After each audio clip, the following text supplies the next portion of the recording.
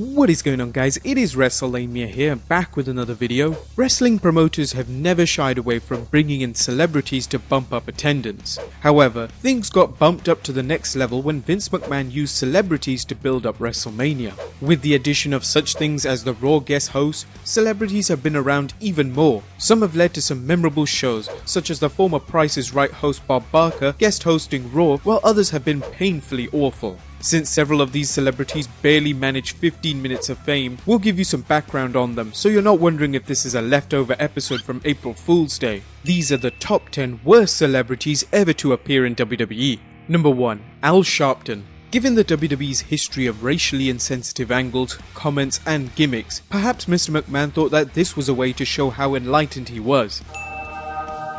Sadly, the Raw show saw WWE superstars falling over each other to say how wonderful Sharpton is. In light of Sharpton's own racist comments, his work as an FBI informant, and his commercial endorsement of LoanMax, an automobile title loan company which reportedly charges fees for the equivalent of 300% APR interest, maybe he wasn't the best person to hold up as a champion of civil rights. Number 2. Kevin Federline. Never let it be said that only women are gold diggers. Exhibit A for ass is Kevin Federline, a backup singer who managed to marry pop star Britney Spears into marriage for 2 years and pick up $20,000 a month in support from Spears. Federline also suckered the WWE into featuring him in several appearances during the fall of 2006 as he interfered in John Cena's matches. Federline, promoting his debut album Playing with Fire, available at thrift stores everywhere, actually wrestled John Cena on Raw's New Year's Day show, getting the Duke over Cena. While Cena got to hit the attitude adjustment on Federline, the loss was embarrassing, and basically that was it for Federline. Number 3. Cy Sperling. Nothing says WrestleMania moment like seeing ring announcer Howard Finkel gain a measure of dignity by getting his hair restored by artificial methods. No, we're not talking about taking some snake oil serum to grow hair. We're talking about Hair Club for Men president Cy Sperling working his magic by slapping a toupee on Fink's semi-chrome dome. Fink's rug looked so bad it made William Shatner's toupee look impressive. Fink would ditch the cat on the head and go back to classic Fink, thankfully. Number 4. Clara Pella.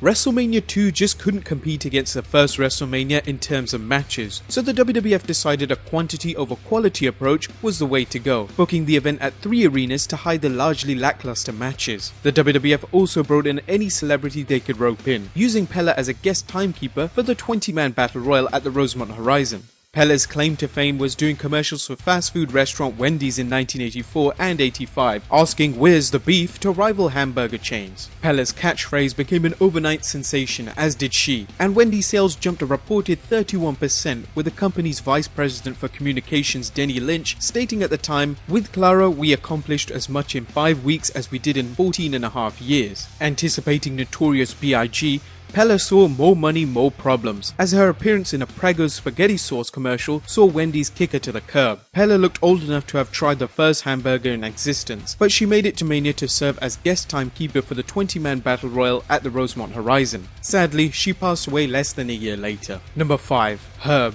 Following the success of Wendy's Where's the Beef campaign, rival Burgermaster Burger King launched its own ad campaign based on the idea of a man named Herb who had never eaten a Burger King Whopper sandwich. Burger King offered $5,000 to anyone who found Herb, as well as 99-cent Whoppers to customers who said, "I'm not Herb." The campaign turned out to be a complete dud, with people complaining they didn't know who Herb was, and when a 16-year-old boy found Herb, Burger King refused to give him the prize, as he was underage. Given all this bad publicity, the WWF figured they'd bring Herb in to play guest timekeeper at WrestleMania 2, perhaps feeling Herb would fit in with the disaster known as Mr. T vs. Rowdy Piper. Now, if the WWF had done a boxing match between Clara Pella and Herb, the show would have been considered one of the greatest ever. Number 6. SNOOKI. Jersey Shore's Nicole "SNOOKI" Polizzi proved that anybody with implants can be a celebrity after her MTV show elevated her and a bunch of toxic dumb byproducts to stardom. What better crossover for a talentless bimbo than the WWE? SNOOKI appeared on the episode of Raw,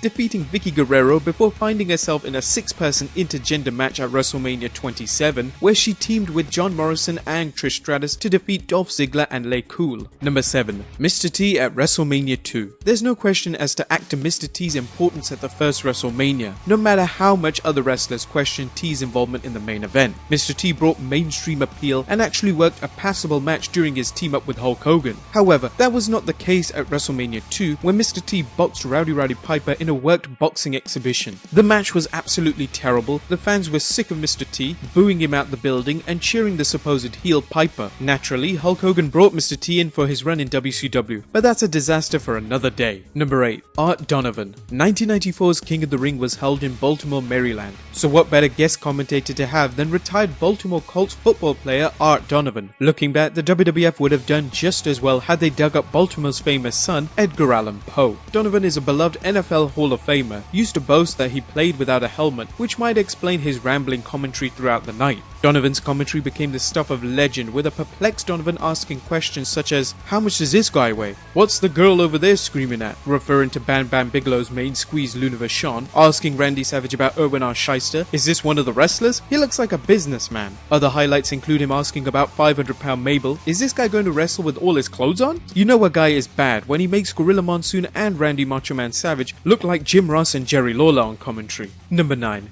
Susan St. James. Younger fans who are probably wondering who in the blue hell Susan St. James is, take note. She did not do a commercial for Wendy's, Burger King, or McDonald's for that matter. Rather, Susan St. James starred in the TV hit series Macmillan and Wife during the 1970s, did some film work, then popped up again on TV during the 80s in the sitcom Kate and Ally. St. James was, and still is, the wife of Dick Ebersol, the Saturday Night Live executive who saw the WWF's popularity and created Saturday Night's main event. Unfortunately, Susan St. James seemed more lost than Howard Finkel's hair, babbling throughout the show while co-host Vinnie Mac looked like he was trying to put the moves on her. And number 10. Grumpy Cat. Everybody loves cat memes, as seen by the wild popularity of Grumpy Cat, a female feline who gets a perpetually grumpy look thanks to a combination of overbite and feline dwarfism, similar to Rosie O'Donnell. On 14th November 2014, Grumpy Cat showed up on Raw to hype her Lifetime film Grumpy Cat's Worst Christmas Ever, appearing in a groan-inducing segment with The Miz, trying to get Grumpy Cat to let him appear in one of her pictures. This segment was one better used to line Grumpy Cat's litter box. Well guys, there you have it. 10 celebrities who cashed in fleeting or faded fame for a WWE appearance. Be sure to support us on Patreon, subscribe if you already haven't, and I'll see you next time with some more wrestling content.